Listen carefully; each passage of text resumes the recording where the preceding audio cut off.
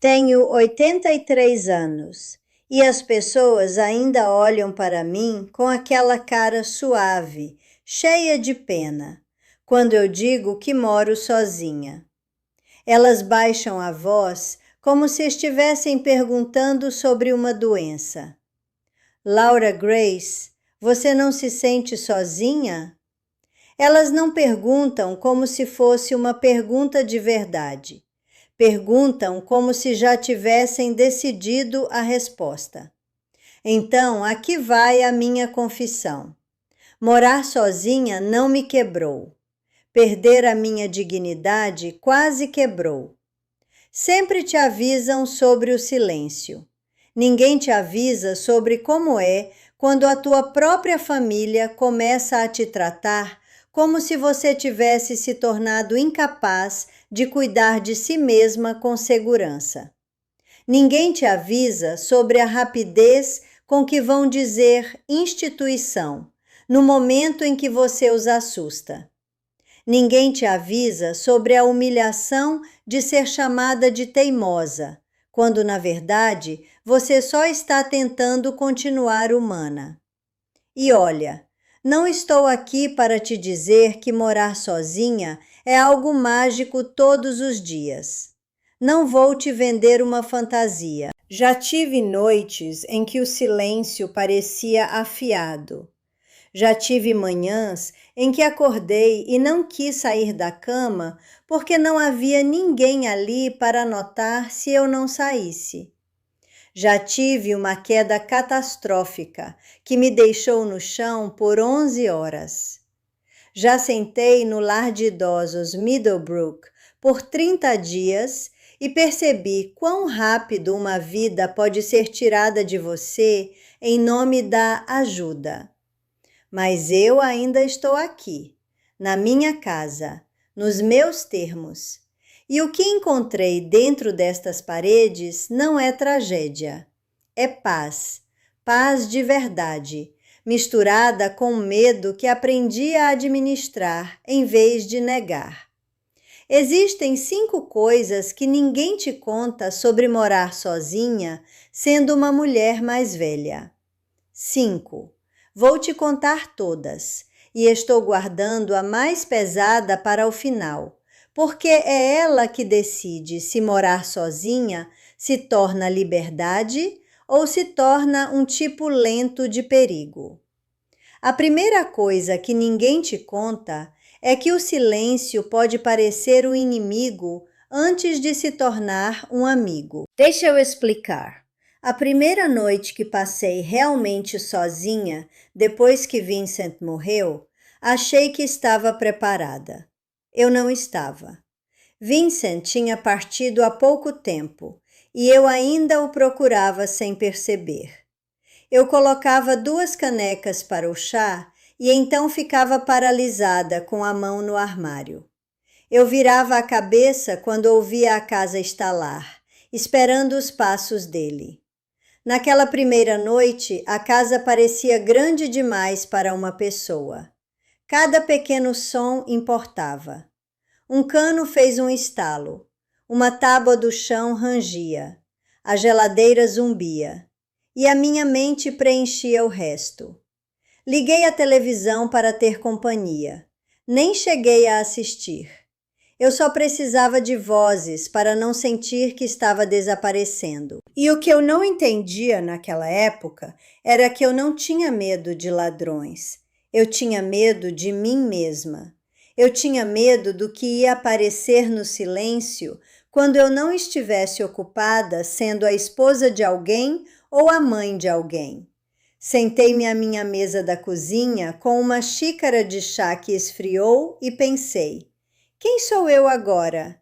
Quem sou eu se não estiver cuidando de alguém a cada minuto? Honestamente, eu não tinha resposta.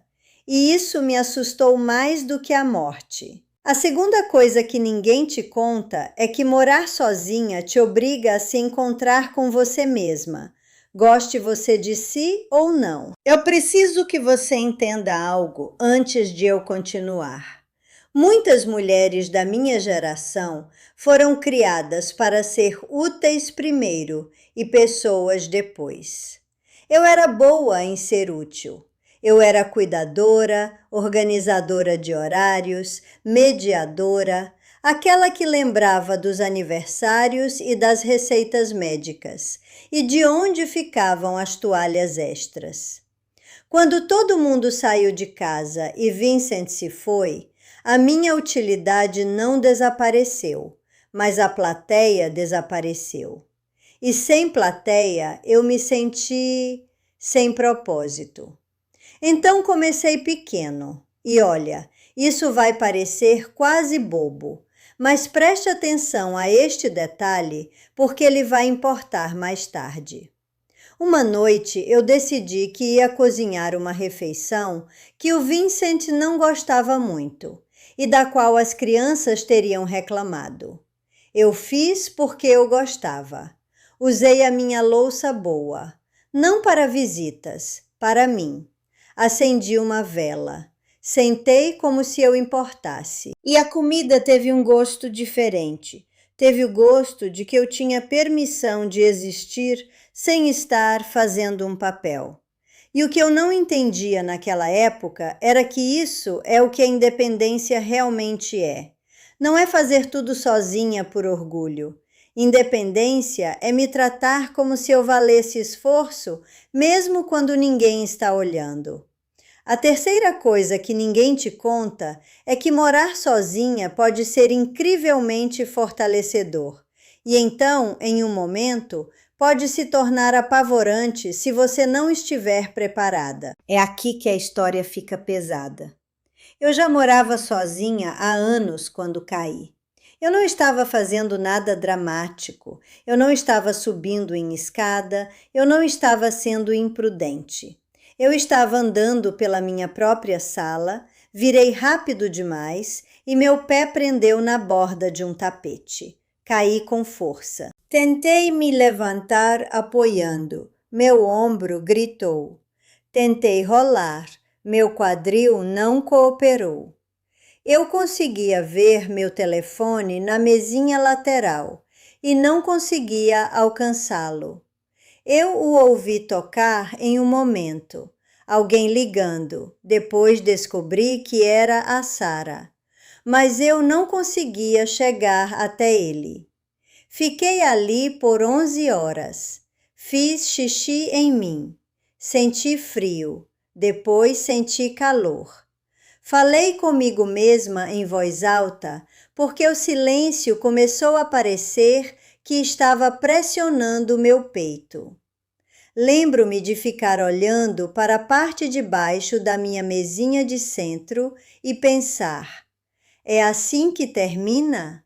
Não com drama, com pó e o zumbido da geladeira. Eu estava envergonhada, eu estava com medo. Me senti um peso antes mesmo de alguém me encontrar. Quando a Emma finalmente apareceu e me encontrou, ela chorou tanto que mal conseguia falar. Ela ficava repetindo: "Meu Deus, mãe, meu Deus!" E eu tentei consolá-la ali no chão, o que ainda me deixa com raiva quando penso nisso. Aquela queda não só machucou o meu corpo, ela deu aos meus filhos uma história para usar contra mim. E foi aí que tudo desmoronou. Os 5 se juntaram como um comitê. O David estava com aquele tom tenso, de gerente. A Linda vinha com fatos e preocupações. O Michael parecia doente. A Sarah tentava soar gentil. A Emma não parava de enxugar os olhos como se as lágrimas fossem prova. David disse: "Mãe, isso não pode acontecer de novo." Eu disse: "Eu sei." Linda disse: "Você não pode morar sozinha, não é seguro." E eu comecei a explicar, comecei a justificar, comecei a negociar. Disse coisas como: "Eu geralmente sou cuidadosa e foi só um acidente e posso fazer mudanças e vou ficar bem. Sabe o que mais me surpreendeu? Quanto mais eu explicava, menos eles ouviam. As minhas explicações não estavam ajudando. Estavam me fazendo soar como uma criança. Então o Dave disse a palavra que faz o estômago de toda mulher mais velha despencar: instituição. Eles chamaram de Middlebrook. Disseram que era só por 30 dias. Disseram que era temporário. Disseram que era para o seu próprio bem. Espera, fica pior. Eles agiram como se eu não tivesse direito a voto. Como se o meu medo e a minha dignidade fossem questões secundárias. Eles estavam preocupados, sim, mas também estavam aliviados por ter um plano de ação que não exigia que eles ficassem sentados com a incerteza. Eu fui para Meadowbrook, 30 dias, e eu quero que você ouça isso de alguém que esteve lá. Você pode se perder rápido num lugar assim se não lutar para continuar sendo uma pessoa. A equipe não era cruel a cada minuto. Alguns eram gentis, mas o sistema te trata como um horário, uma tarefa, uma cama. E se você é uma mulher mais velha treinada para ser boazinha, você vai se encolher para caber. Eu me peguei pedindo desculpa por precisar de ajuda para ir ao banheiro. Eu me peguei esperando para falar até que alguém olhasse para mim. Eu me peguei pensando, talvez é isso que eu mereço por envelhecer. Esse pensamento me deu mais medo do que a queda. A quarta coisa que ninguém te conta é que morar sozinha te ensina a proteger a tua paz, e essa proteção vai ofender algumas pessoas. Quando eu saí de Meadowbrook, porque eu saí e eu lutei por isso, voltei para casa e mudei a maneira como deixava as pessoas me tratarem. Parei de deixar meus filhos falarem comigo como se eu fosse um problema a ser resolvido. Parei de me explicar demais. Parei de implorar para que eles entendessem as minhas escolhas. E o que eu não entendia naquela época é que respeito não é algo que você pede. É algo que você impõe com o seu comportamento. Se o David vinha e começava a olhar a minha casa como um inspetor, eu não corria para tranquilizá-lo. Eu dizia, senta e fala comigo como com a tua mãe, ou você pode ir para casa. Se a Linda começava com, mãe, você devia, eu dizia, vou ouvir a sua preocupação e depois eu decido. Se a Sarah usava aquela voz doce, que significa que ela está tentando me controlar, eu parava e dizia, diz o que você quer dizer. Esse tipo de firmeza deixa as pessoas desconfortáveis, especialmente filhos adultos acostumados a ver a mãe ceder. Mas é o seguinte, a minha paz é mais valiosa do que o conforto de qualquer um com as minhas escolhas. A quinta coisa que ninguém te conta, e essa é a que eu guardei para o final, é que morar sozinha te obriga a construir um relacionamento contigo mesma que ninguém mais pode construir por você. Porque se você não aprender a ficar consigo mesma, vai começar a correr atrás de atenção de formas que te humilham. Eu fiz isso. Não tenho orgulho, mas sou sincera. Depois que o Vincent morreu, eu ligava demais para os meus filhos. Eu não achava que estava sendo carente. Dizia para mim mesma que estava vendo como eles estavam. Mas eu estava tentando tapar um buraco na minha vida com as vozes deles. Quando eles não atendiam, eu me sentia rejeitada. Quando atendiam, eu falava por tempo demais. Eu dava conselhos, tentava ser necessária. E o que eu não entendia naquela época era que eu estava treinando eles a me verem como carente em vez de forte. Eu estava trocando a minha dignidade por um momento de conforto. Depois da queda, eu percebi algo brutalmente simples. Se eu queria continuar na minha casa, eu tinha que me tornar alguém em quem eu pudesse confiar. Não de um jeito fantasioso, de jeitos práticos. Eu tinha que criar rotinas. Eu tinha que criar sistemas de segurança. Eu tinha que manter o meu telefone comigo. Eu tinha que me alimentar direito. Eu tinha que mexer o meu corpo todos os dias. Eu tinha que parar de fingir que era invencível e começar a agir como alguém responsável. Isso não é solidão, isso é vida adulta. E foi aí que comecei a escrever as coisas, só para mim, pequenas regras e lembretes para eu não acabar de novo no chão, para eu não acabar de novo em Meadowbrook, para eu não esquecer o que o medo me ensinou. Eu não achei que fosse nada demais. Eu não sabia na época, mas a minha neta Claire encontrou as minhas anotações meses depois e disse que outras mulheres precisavam delas. Foi ela que me ajudou a colocar isso online. Ela chamou de o Guia Definitivo para a Liberdade. Eu ainda me sinto estranha com isso, honestamente. Mas essa é uma história para o final deste vídeo. Porque o final desta história é onde eu te conto o que está acontecendo agora. Meu filho David ligou de novo esta semana. Ele disse: "Mãe, você precisa tirar isso do ar. Você está envergonhando a família. Você está expondo assuntos privados." E minha filha linda disse a própria versão dela disso também. E eu sentei aqui nesta mesa e pensei sobre isso. Tenho 83 anos. Não estou tentando ser alguma personalidade da internet. Sinto vergonha de estar vendendo algo na minha idade.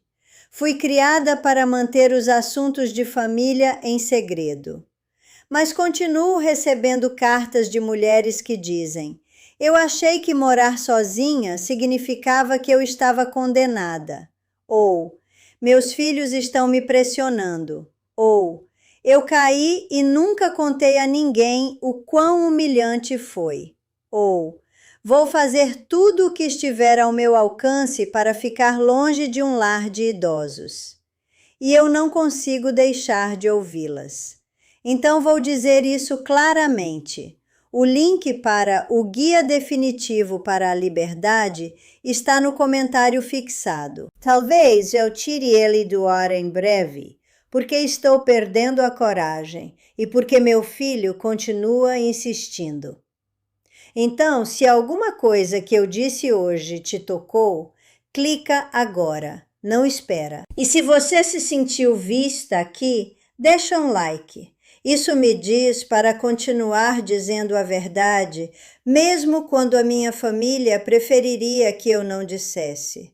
Eu leio cada comentário que você deixa, cada um. Se você está morando sozinha e as pessoas têm pena de você, me conta o que elas dizem. Se você tem medo de perder a sua casa, me conta. Eu estou aqui. Se inscreve se quiser continuar conversando. Toda semana eu sento nesta mesa e te conto a verdade, porque morar sozinha como uma mulher mais velha não é uma tragédia, mas viver sem dignidade é, e eu não vou fazer isso, nunca mais.